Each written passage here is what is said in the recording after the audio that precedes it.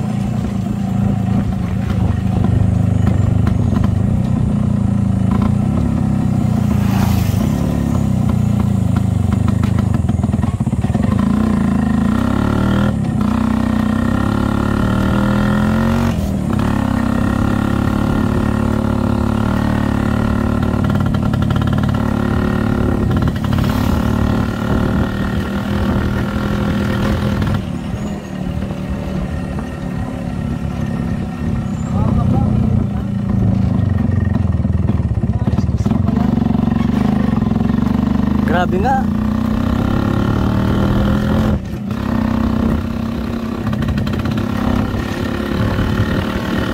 Ngayon ko lang narasan yung ganito kainit.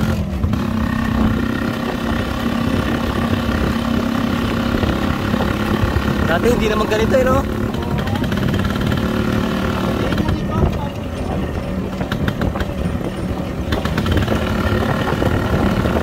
Ngayon nga na nawala ng klase dahil mainit.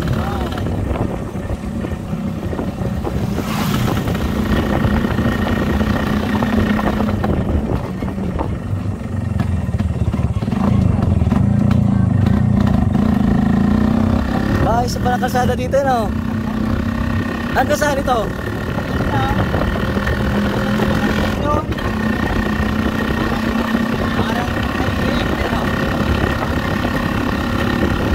Ganda.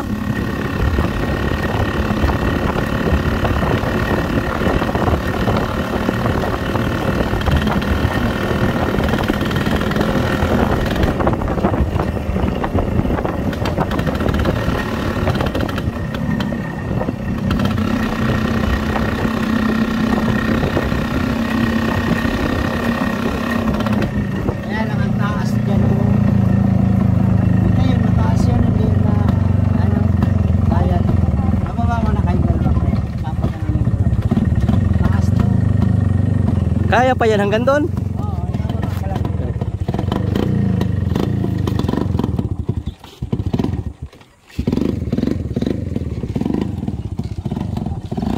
hindi niya marunong magpapabanyan. Ano yun? Tayo? Yun marunong.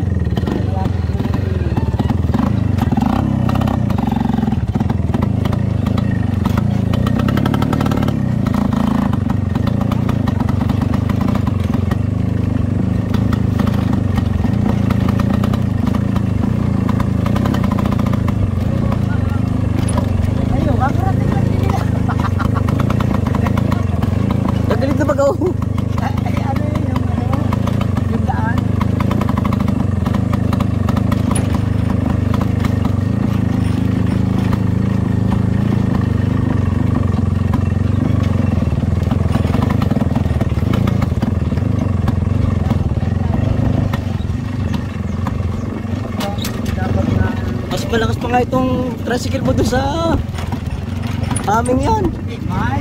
Kami sa tungan ganyan. Hindi lang kami sa masyado ng driver ko. Malakas din yan. 155 yata yan eh. 125? 155. Kasi lang ito. 140 lang ito. Kung laging 155 man lang sana yan.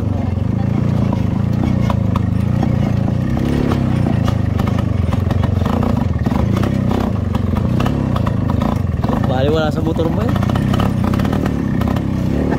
Sanay na ka. So, na. Ako na lang. Apat man na lang pala yun. Apat na lang yun. Yung magkina ni Maring Tres, kasi mag-asawa. Ako na lang mabalik. Mapakain pa mo kung babo. Ano pa? Seron. Ay, kasi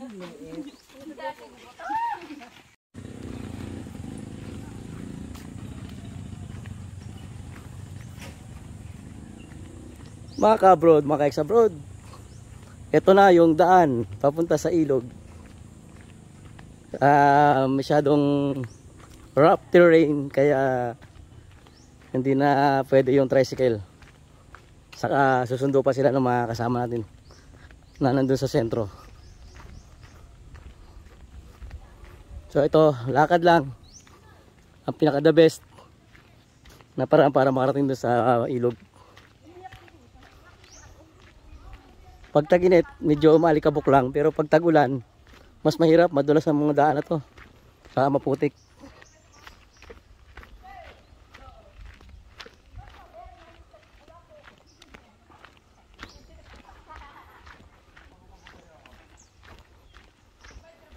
Ayan, yung mga kasama na mga bata.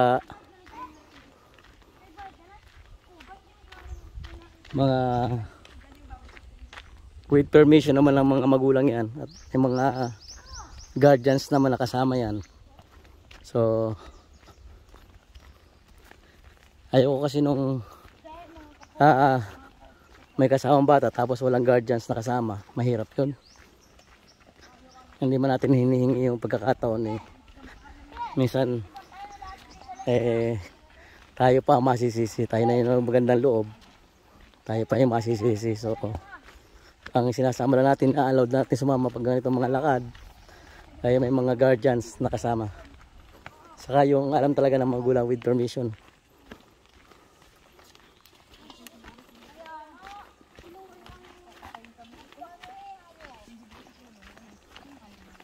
Oh, alikabok.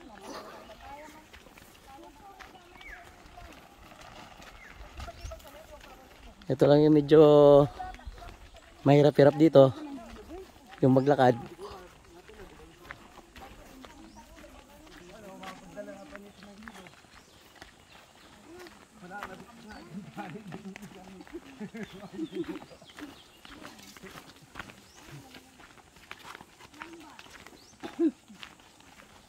Ayan, may dala na tayong mga lutong pagkain, pero magluluto pa rin tayo dyan pagdating.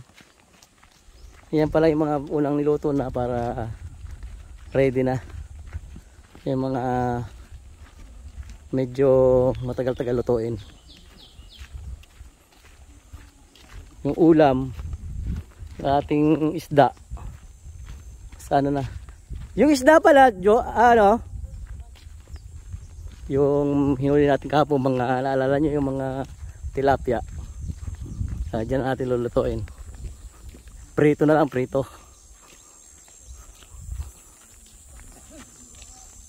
Ano na, kaya pa na? Nakalakad pa eh. Ba? Magsabi lang kahit pabalikin ko na yung tricycle. Ay, wala na yung bahay dito, no? Nandito dati yun. Dito? Diyan pala dati may bahay dito dati no, isang taon nung pumunta namin dito. Bahay masarap. Dati isip. Ngayon wala na yung bahay. Ito na lang oh. Magagawa ng kubo-kubo.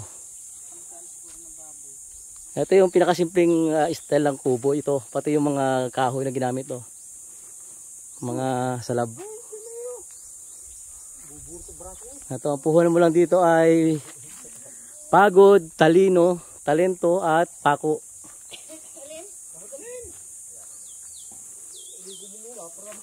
Yung pala may mga alagang baboy doon.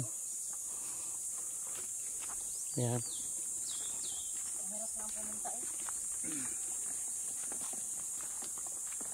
Mamaya mag-ano yan, wala na laman yan.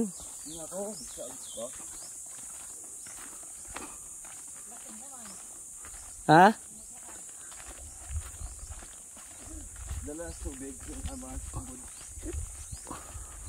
Sakay na lang ulit. Etong isang nasa unahan natin ito. Ito nasa unahan, nagbibinta ito ng kutsinta at puto. Dili na kayo. Kutsinta at puto ang dala nito. Hindi naman namin kasama ito, napasabay lang to. Balaan lang. Yung alam niyo ba yung kutsinta at puto, yung may kasamang may lahok na may palabok na niyog.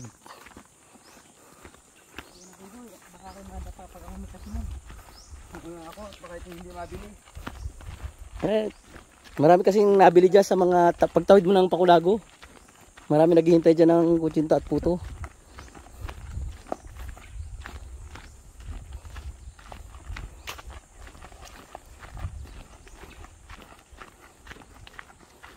Yan, pag mga single nakakarating dito.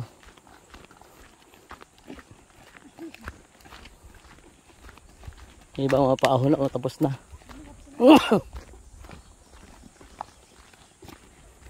Tapos ang maglaba.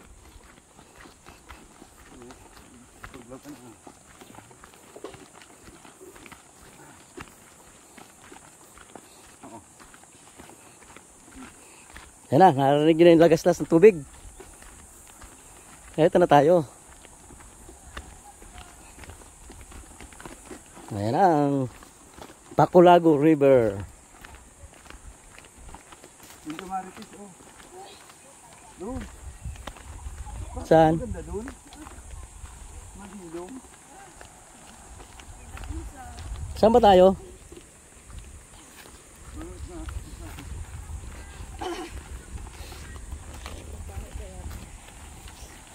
Malapit.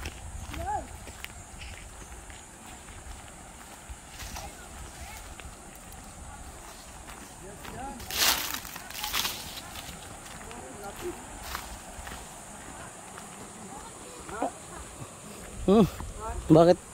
Mabaho.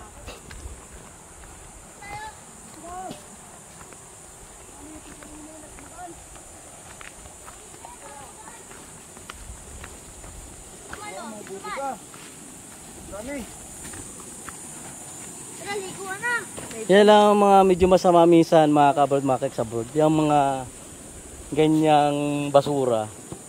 Dapat yan, pag aalis, nililikom. Dinadala dapat yan, no? Yan lang ang din ang inaayaw ko minsan sa mga, ano, sa mga ka-abroad at mga ka-ex-abroad nating dumadayo dito sa ilog. Nasa laula yung ilog. Dapat yan, inaano yan? Oo. Dapat yan, may basura ka. Kung kailangan iuwi mo yan, iuwi mo.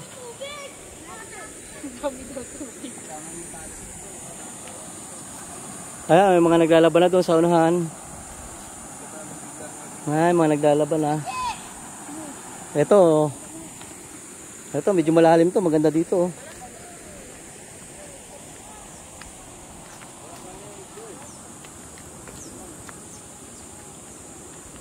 Mga kabrod, oh.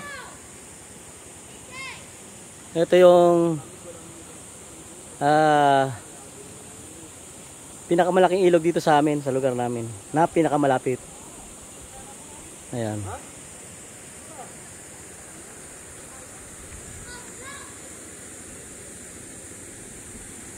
Ang ganda ng tubig, oh. Ayan yung mga bata, oh, nagsimula nang magsilango yan. Pag tagaraw, ganyan kalaki ang tubig. Pero pag tagulan, mas malaki dyan ang tubig.